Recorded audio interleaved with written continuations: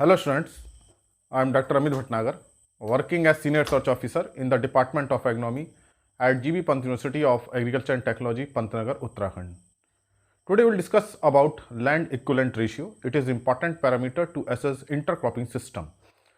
And intercropping system, generally there are two crops, maybe three crops, and with this land equivalent ratio we can judge whether this cropping system is beneficial or not. जब हम कोई दो crop को एक साथ उगा रहे हैं जिसको हम इंटरक्रॉपिंग सिस्टम कह रहे हैं, तो क्या ये बेनिफिशियल है या नहीं है, इससे हमें कुछ एडवांटेज मिलेगा या नहीं मिलेगा, इसको जो हम चेक करते हैं उसके कई पैरामीटर्स होते हैं and the most important one parameters is land equivalent ratio. तो इसको हम डिस्कस करेंगे कि लैंड इक्विवेलेंट रेशियो होता क्या है और कैसे पता करते हैं हम कि कोई इंटरक्रॉपिंग सिस्टम बेनिफिशियल है या नहीं है. जैसे हम मेज प्लस मूंग को ग्रो करें या हम मेज के साथ उड़द को लें या काउपी को लें या वीट के साथ मस्टर्ड लें, सोरगम के साथ पिजन पी लें, सेवरल इंटरक्रॉपिंग सिस्टम्स हो सकते हैं. तो उनका क्या एडवांटेज है या नहीं है, क्या फार्मर को उससे कुछ फायदा हो रहा है या नहीं हो रहा है, इसी को चेक करने के लिए we use land equivalent ratio. तो इसको जानना बहुत जरूरी है और एग्जामिनेशंस में जनरली इससे क्वेश्चन पूछे जाते हैं. Land equivalent ratio and it is known as LER. तो आज इसको हम देखेंगे कि क्या होता है लैंड इक्विवेलेंट रेशियो. तो देखिए एक एग्जाम्पल लेते हैं. एग्जाम्पल में हम ये मानते हैं कि पहले मैं इसको आपको एग्जाम्पल से समझाऊंगा, बाद में मैं इसका फार्मूला आपको बताऊंगा इसका फार्मूला क्या होता है. मैं सीधे आपको फार्मूला नहीं बताऊंगा क्योंकि जनरली बुक्स में सीधा फार्मूला दिया रहता है जो हमारी समझ में नहीं आता है. हम इसको पहले डिस्कस करेंगे, फिर देखेंगे फार्मूला कैसे डेवलप हुआ. जब आप इस एग्जाम्पल को देखिए, ये एग्जाम्पल अगर आपको समझ में आ गया तो आप इससे रिलेटेड सारे क्वेश्चंस कर लेंगे. मान लीजिए 1 हेक्टर एरिया है और इसमें हमने वी आर ग्रोइंग मेज क्रॉप. मेज क्रॉप हम ग्रो कर रहे हैं एंड इन दिस मेज crop there is an intercrop moong bean. Suppose this is moong bean crop. Okay. तो ये हमने देखिए एडिटिव सीरीज में हमने लिया इसको, जिसमें हमने मेज ग्रो किया 75 सेंटीमीटर 60 सेंटीमीटर में, उसमें हमने बीच में एक लाइन मूंग की बो दी. अब हम इसमें यील्ड देखें तो हमें मेज का जो यील्ड मान लीजिए इसमें आती है 45 कुंटल. तो 45 कुंटल पर हेक्टर ये हो गया मेज 1 हेक्टर एरिया में. और मान लीजिए मूंग बीन जो है, मूंग की यील्ड मान लीजिए आती है 4 कुंटल. इसको मान लेते हैं हम कि इंटरक्रॉपिंग में 4 कुंटल मूंग बीन आई. So we get 45 quintal maize and 4 quintal moong bean yield from 1 hectare area when both crops are grown as a intercrop. तो ये इंटरक्रॉपिंग सिस्टम में ये हमें यील्ड मिली. अब सोचिए कि हम पे 1 हेक्टर एरिया में मान लीजिए हम मेज ही ग्रो करते, केवल हमने इसमें मेज ग्रो किया, केवल इसमें इंटरक्रॉपिंग नहीं करी, और एक दूसरा फील्ड होता 1 हेक्टर एरिया का जिसमें हम केवल मूंग बीन ग्रो करते और कोई दूसरी क्रॉप ग्रो नहीं करते. ये मान लीजिए हमने यहाँ मूंग बीन ग्रो करी है, इंटरक्रॉपिंग नहीं करी, ये हमने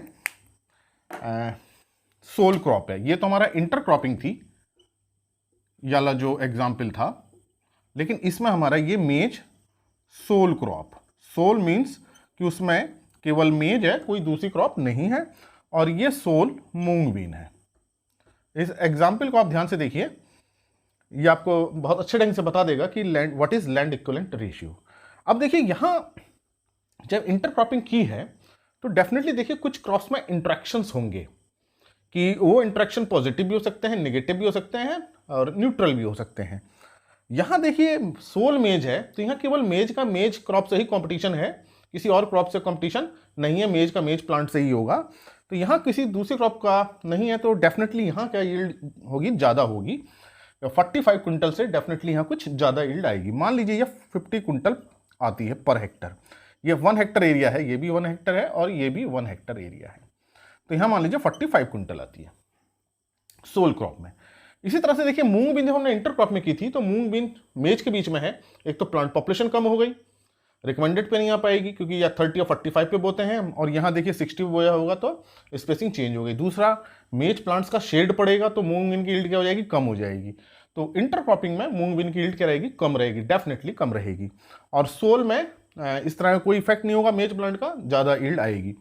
मान लेते हैं कि यहाँ पे 12 कुंटल यील्ड आती है मूंग बीन की।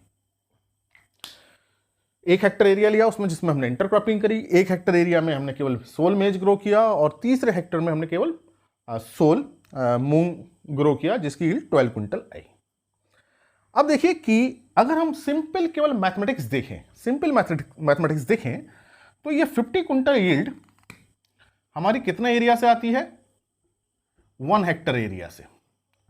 और इंटरक्रॉपिंग में हमारी कितनी आई, जिसमें कि क्रॉप के इंट्रैक्शंस थे, अगर हम मैथमेटिक्स लगाएं तो 45 कुंटल यील्ड के लिए हमें कितना एरिया चाहिए, 1/50 इंटू 45, तो ये हो जाएगा 0.9 हेक्टर एरिया। इसका मतलब कि अगर हमें केवल 45 कुंटल मेज यील्ड लेनी होती तो हमें 0.9 हेक्टर एरिया की जरूरत पड़ती सोल मेज उगाने के लिए। अगर हम केवल मेज क्रॉप को उगाएं 0.9 हेक्टर एरिया में, तब हमें 45 कुंटल यील्ड मिलेगी।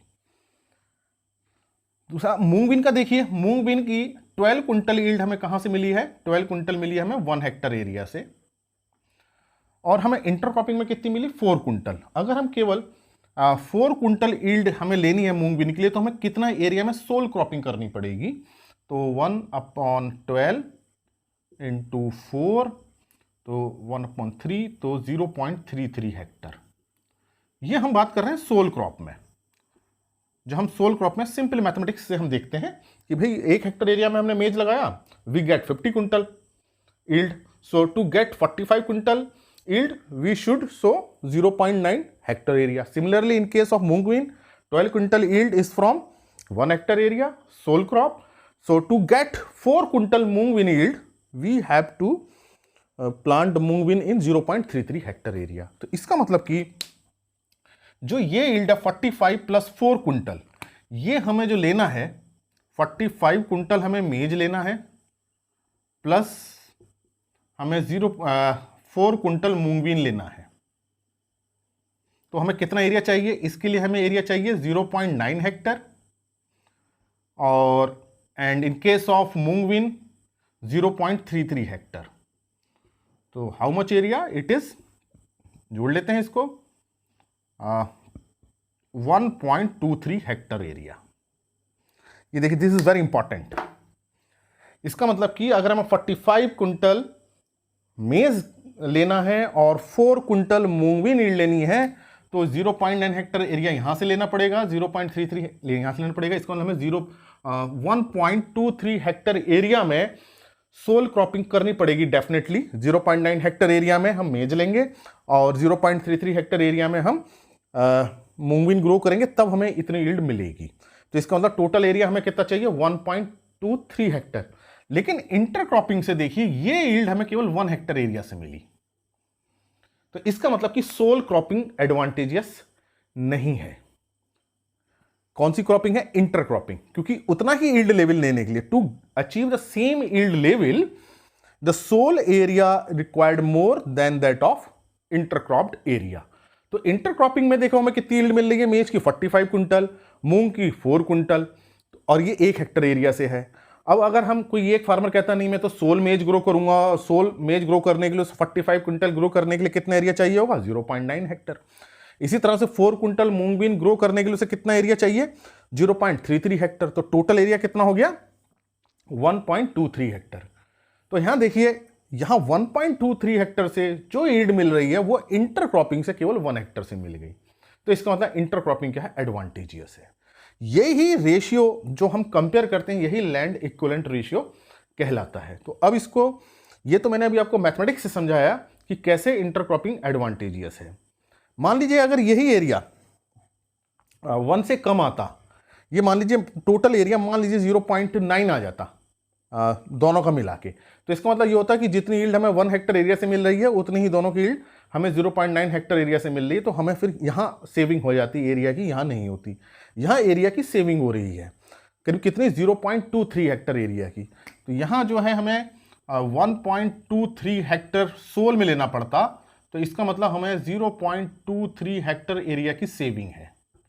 तो ये हमने किससे निकाला, एक सिंपल मैथमेटिक्स से निकाला, और इसी को हम कन्वर्जन बोल देते हैं लैंड इक्विवेलेंट रेशियो। अब ये कैसे इसको फार्मूला में डेवलप करेंगे इसको देखिए, लेकिन पहले यहाँ समझिए कि यहाँ हमको कितना एरिया की सेविंग हुई, 0.23 हेक्टर एरिया की हुई।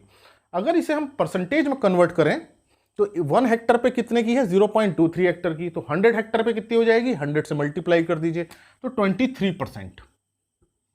इसका मतलब इंटरक्रॉपिंग से हमें there is a saving of 23% land area by intercropping of maize and moong bean. तो देखिए 23% एरिया की सेविंग हुई है, तो लैंड सेविंग हुई। तो इसी तरह से इसको हम देखेंगे तो हमारे यील्ड एडवांटेज भी हो गया। तो 23% लैंड जब हमारी सेविंग हो गई, इसको मतलब हम कोई क्रॉप हम ग्रो करेंगे, जब क्रॉप ग्रो करेंगे तो उसका हमें क्या मिलेगा, यील्ड एडवांटेज मिलेगा। तो इसी को जो हमारा रेशियो निकला, इसी को बोलते हैं लैंड इक्विवेलेंट रेशियो। अब इसको कैसे किया इसको देखते हैं। अगर हम फार्मूले से देखें, इस वाले को नहीं हटाता हूं ताकि ये कंपैरिजन बना रहे। अब आप देखिए कि इंटरक्रॉप में हम ऐसे लेते हैं, इंटरक्रॉप में जो दो क्रॉप हम ग्रो कर रहे हैं, ए एंड बी, जिसमें ए मेज है, बी इज मूंग बीन।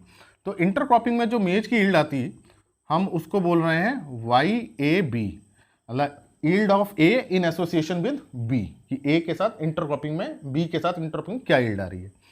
इसी तरह से हम अगर मूंग बीन को हम कहें तो यील्ड ऑफ मूंग बीन, इसको बी कह रहे हैं, इन एसोसिएशन विद ए।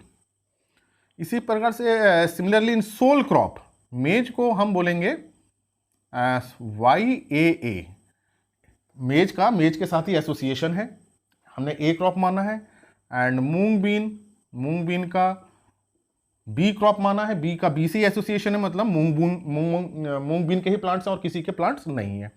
तो इंटरक्रॉपिंग में हमने A B and B A, and sole crop में similar letters A and B B माना। तो इसका मतलब देखिए कि ये जो है that is Y A B, this is Y B A, और ये है वाई ए क्योंकि सोल क्रॉप में है, और ये 12 क्विंटल है वाई बी बी। तो देखिए ये जो हमारी वैल्यूज निकली हैं, ये वैल्यू 45/50, तो अगर आप ध्यान से देखें 45/50 क्या है, Y A B upon Y A, जो इंटरक्रॉप यील्ड आई उसको सोल क्रॉप से डिवाइड किया। इसी तरह से अगर आप इसको ध्यान से देखें तो 4/12 क्या है, intercrop yield divided by soul crop yield. तो ये जो है Y B A upon Y B B. तो इन्हीं दोनों को देखिए हमने जोड़ा है, ये जो है आप देखें तो ये क्या है, Y A B upon Y A plus Y B A upon Y B B. ये हमने तो केवल एक लेटर्स दे दिए, रिप्रेजेंटेशन कर दिया, लेकिन एक्चुअल देखिए कैलकुलेशन कैसे हमने की है ये जानना बहुत जरूरी है। तो इसका मतलब कि जो हमारा LER बना वो बना Y A B intercrop yield of crop A divided by उसी क्रॉप की sole yield plus second intercrop yield जिसको हमने बोला Y B A divided by Y B B. तो ये बना लैंड इक्विवेलेंट रेशियो। तो ये देखिए इसकी वैल्यू कितनी आएगी, 0.9 प्लस 0.33 तो 1.23। तो LER की जो वैल्यू आई देखिए इस एग्जाम्पल दैट इज 1.23। तो लैंड इक्विवेलेंट रेशियो इज 1.23। तो हमें कितनी लैंड सेविंग हुई, लैंड सेविंग हमें देखना है, तो परसेंटेज में अगर हम इसको देखना है तो इसको LER को पहले 100 से मल्टीप्लाई कर दीजिए, -100 कर दीजिए, तो ये हो जाएगा 123 - 100 इज इक्वल टू 23। तो इसका मतलब in this example there is saving of 23% land. तो एक देखिए मैंने एक आपको दिखाया किससे, बिल्कुल मैथमेटिकल एक्सप्रेशन से, एक दिखाया मैंने फार्मूला बेस्ड। तो हमको जनरली क्या रखना है, बेसिक थीम कहाँ से डेवलप हुआ है वो हमें पता होना चाहिए कि कहाँ से डेवलप हुआ है। दूसरा हमें फार्मूला पता होना चाहिए कि इंटरक्रॉप यील्ड को सोल यील्ड से डिवाइड कर दीजिए, फिर दूसरी similarly in case of second crop divide the intercrop yield by sole crop yield. तो ये LER निकल आएगा। अब इसको सिंपल ऐसे भी कर सकते हैं, 1.23 है तो 1 के बाद जो वैल्यू है उसको सीधे 0.23 है तो 100 से मल्टीप्लाई कर दिए, 23% लैंड सेविंग हुई। तो इसका मतलब कि इंटरक्रॉपिंग करने से जो यील्ड मिली उसे, उतने यील्ड उसे 1.23 हेक्टर एरिया से मिलती। फिर से सुन लीजिए इसका जो एक्सप्रेशन है कि इंटरक्रॉपिंग करने से जो यील्ड मिली उतनी यील्ड लेने के लिए 1.23 हेक्टर एरिया में सोल क्रॉप की सोइंग करनी पड़ती। तो इसका मतलब 23% एरिया की सेविंग हुई। अब देखिए ये जो एक्सप्रेशन है इसको हम कई तरह से कर सकते हैं।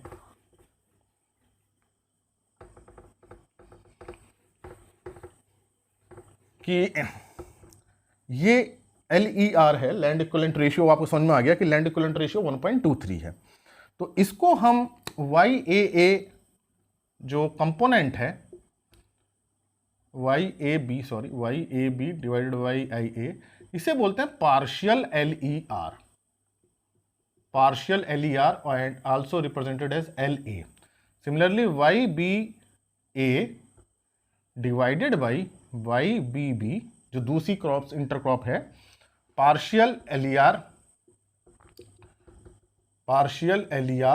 ऑफ क्रॉप B, इसको ऐसे लिख सकते हैं crop B and crop A। तो ये हो गया LB। तो इसका मतलब क्या हुआ, LER is equal to LA plus LB। Partial LER दोनों के हैं तो LER लैंड इक्विवेलेंट रेशियो क्या होता है, partial LER of first crop plus partial LER of second crop. तो ये भी इसको पूछा सकता है। अगर मान लीजिए 3 क्रॉप हो, 3 क्रॉप हो, तो तीनों क्रॉप को हमें निकालना पड़ेगा। तो हम तीनों क्रॉप का एसोसिएशन निकालेंगे, उनके सोल क्रॉप से डिवाइड करेंगे। तो जनरली जो है 2 क्रॉप्स का लिया जाता है। तो अब देखिए अगर LER वैल्यू क्या है, LER की वैल्यू इज ग्रेटर देन 1। अगर land equivalent ratio is greater than 1, एक से ज़्यादा है, तो इसका मतलब लैंड सेविंग हो रही है। तो यहाँ यील्ड एडवांटेज है, यहाँ यील्ड एडवांटेज है। यील्ड एडवांटेज क्यों है, क्योंकि हमारे लैंड की एरिया की सेविंग हो रही है 1 से ज़्यादा होने पे। चाहे 1.1 है, अगर 1.1 है तो इसका मतलब 10% एरिया की सेविंग हो रही है। 1.2 है तो 20% एरिया की सेविंग हो रही है। 1.3 है तो 30% एरिया की सेविंग हो रही है। तो LER 1 है तो इसका मतलब यील्ड एडवांटेज है, क्योंकि लैंड सेविंग हो रही है। लैंड सेविंग हो रही है इसका मतलब हम और क्रॉप ग्रो कर सकते हैं, हमें ज़्यादा प्रोडक्शन मिलेगा। If LER is equal to 1, no yield advantage, no yield advantage, हमें कोई एडवांटेज नहीं मिलेगा दोनों की इंटरक्रॉप करें या सोल क्रॉप करें। यील्ड का कोई एडवांटेज नहीं मिलेगा। हो सकता है कोई दूसरा एडवांटेज मिल जाए, ये यील्ड लेवल लेकिन सेम रहेगा, यील्ड पे कोई चेंज नहीं आएगा। If LER is less than 1, LER की वैल्यू कम हो गई, 1 से कम हो गई, तो इसका मतलब सोल क्रॉपिंग में फायदा है, हमें इंटरक्रॉपिंग फायदा नहीं है। तो यील्ड डिसएडवांटेज, हमें यील्ड में नुकसान हो जाएगा। तो जनरली पूछा जाता है कि in intercropping system what should be the LER value. So LER value in case of intercropping should be more than 1। इस बात को ध्यान रखिए, LER की वैल्यू हमेशा कितनी होनी चाहिए, 1 से ज़्यादा होनी चाहिए, तभी जो है यील्ड एडवांटेज मिलेगा। अब LER 1 लेस देन 1 है, इसका मतलब दोनों ने इंटरक्रॉपिंग में बहुत ज़्यादा एक दूसरे को कॉम्पीट किया है, एक दूसरे को यील्ड को घटाया है। तो इसका मतलब वहाँ इन्हिबिशन हुआ है, म्यूचुअल इन्हिबिशन हुआ है। यहाँ LER 1 है तो म्यूचुअल कॉपरेट उन दोनों ने किया और यील्ड लेवल मेंटेन रहा है। लेकिन LER 1 है, यील्ड एडवांटेज मिला है, तो इसका मतलब पॉजिटिवली इंट्रैक्ट किया है। बहुत सारे इंट्रैक्शंस होते हैं इंटरक्रॉपिंग के। तो LER की वैल्यू अगर 1 से ज़्यादा है तभी इंटरक्रॉपिंग का एडवांटेज है। तो ये आपको समझ में आ गया होगा कि what is land equivalent ratio and how it is calculated, what is partial LER and how to get the LER value and what is the expression and what should be the value of LER for yield advantage। तो इसका एक numerical कर लेते हैं और आपको clear हो जाएगा। मैथमेटिकल एग्रीकल्चर बुक से ही करेंगे इसका न्यूमेरिकल।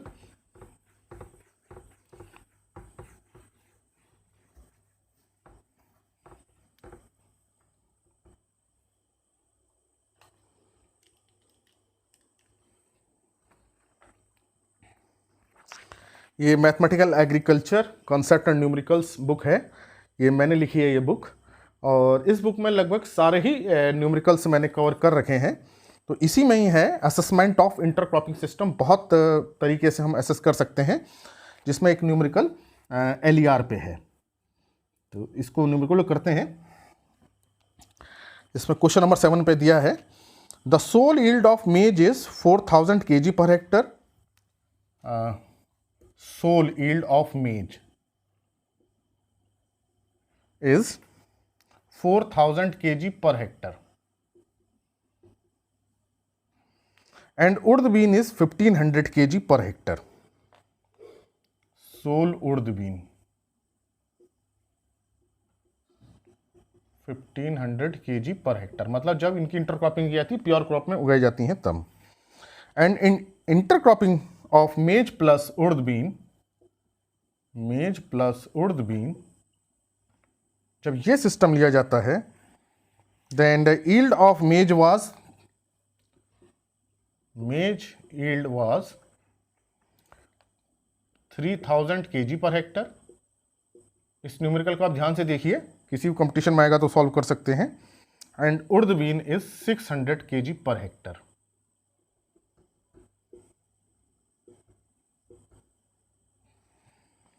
तो हमें इसमें निकालना है कि what is the land equivalent ratio, LER कितनी है, क्या इसमें यील्ड एडवांटेज है या नहीं है, और अगर है तो कितना लैंड सेविंग है। तो इसमें देखिए, अगर हम इसको देखें तो ये जो वैल्यू है, देखिए ये सोल मेज है, इसको हमने crop A, we consider it as A and this crop as a B, तो we can write it as a YA in association with B and this is yield of B in association with A। जब इंटरक्रॉपिंग में लिखते हैं तो पहले वो crop का लेटर लिखते हैं जिसके हम यील्ड लिख रहे हैं, और दूसरा लेटर उस क्रॉप का लिखते हैं जिसके साथ वो ग्रो की गई है।